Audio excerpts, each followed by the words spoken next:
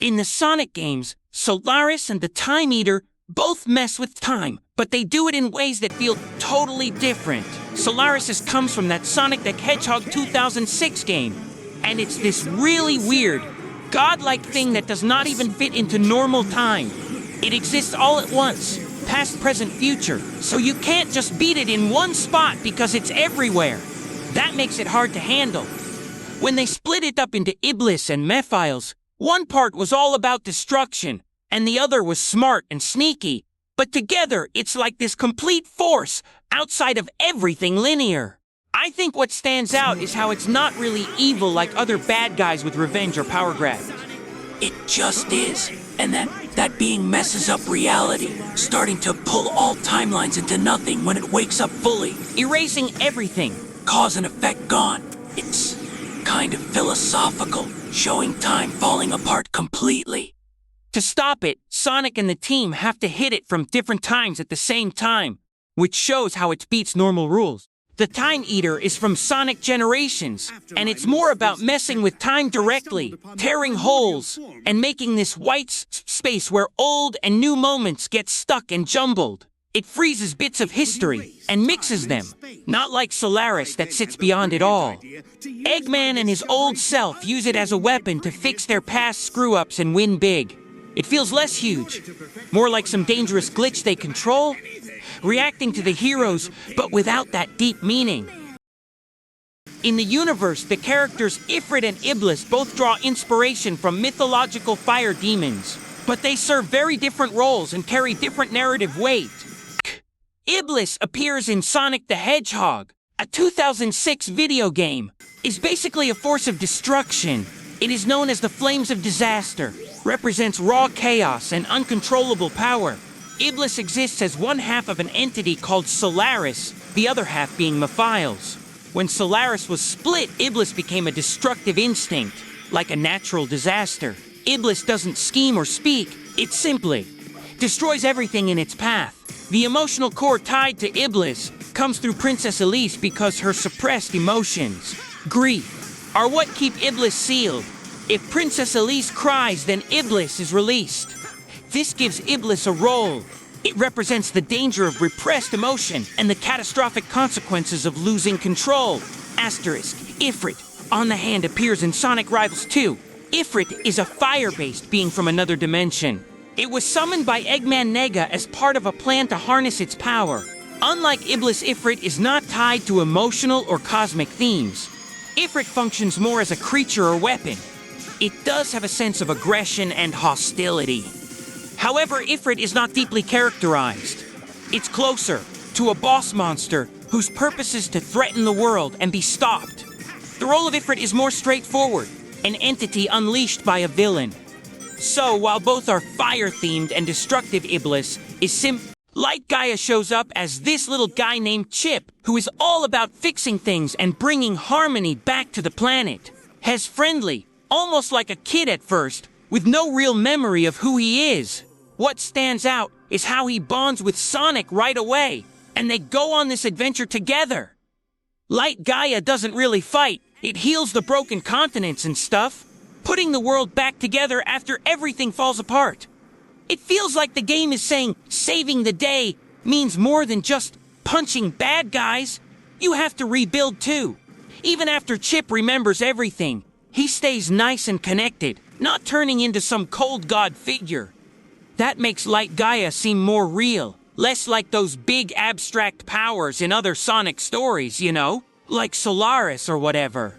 Dark Gaia is the opposite, coming from deep in the earth with all that destructive energy and chaos.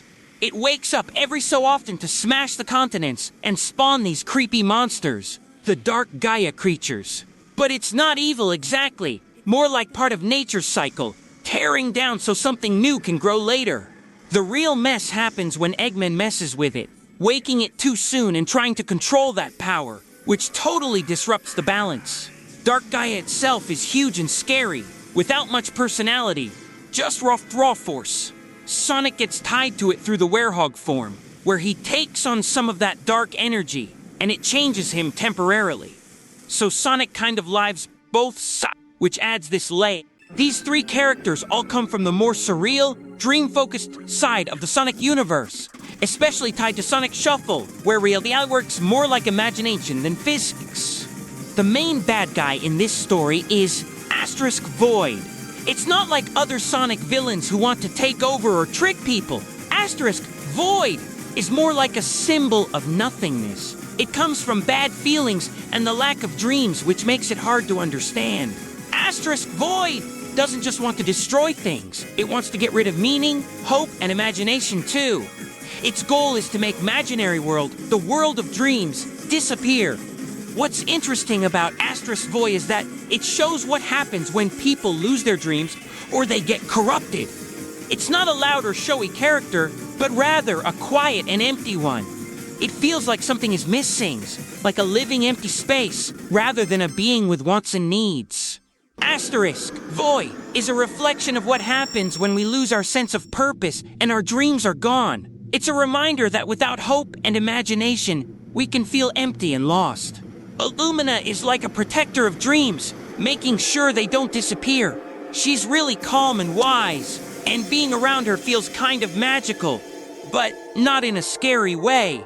Illumina helps keep the dream world safe and meaningful, and she does it by guiding and giving purpose, rather than just doing a lot of actions. She's like a steady presence that makes sure the dream world keeps going, even when Void tries to destroy. The Sonic universe has this really old layer of lore that goes back to stuff like Sonic Adventure, with ancient civilizations and all that primordial power stuff, tying into the ancient walkers, perfect chaos, and the Chaos Force.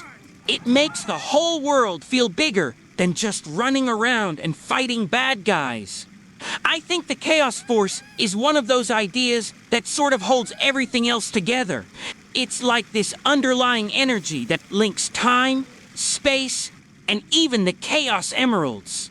Characters tap into it when they use the emeralds to do crazy things, like bending reality or powering up into super forms. In some, Mammoth Mogul and The End kind of show how Sonic stories can handle these huge threats in totally different ways, even if both mess with reality on a massive scale. I mean, one feels personal, and the other is just this overwhelming force. Take The End from Sonic Frontiers. It's not really a villain you can talk to or outsmart in the usual sense. It's more like this cosmic thing that brings everything to an end. You know, the kind that has already destroyed whole civilizations way before Sonic shows up. It does not scheme or plan step by step. Instead, it just feels inevitable. Like destruction is coming no matter what. Mammoth Mogul from the Sonic the Hedgehog Archie comics. A is a deeply personal and calculating villain. He's an ancient, immortal mammoth who has spent thousands of years accumulating power, knowledge, and influence. Unlike more chaotic threats, Mogul is defined by patience and control. He doesn't rush into conflict. He manipulates events, people, and even entire civilizations over long periods of time to get what he wants. His main drive is dominance. He wants to rise above everyone else and shape reality according to his will, often tapping into chaos energy or other mystical forces to do it. Horizontal and Vertical are abstract celestial beings from the Archie Sonic multiverse. Horizontal symbolizes the horizontal line in reality, which refers to the expansion of space and time. I'm along with the expansion of alternate realities. Vertical symbolizes the vertical line in reality, which refers to the levels of reality stacked up on one another in terms of higher and lower dimensions.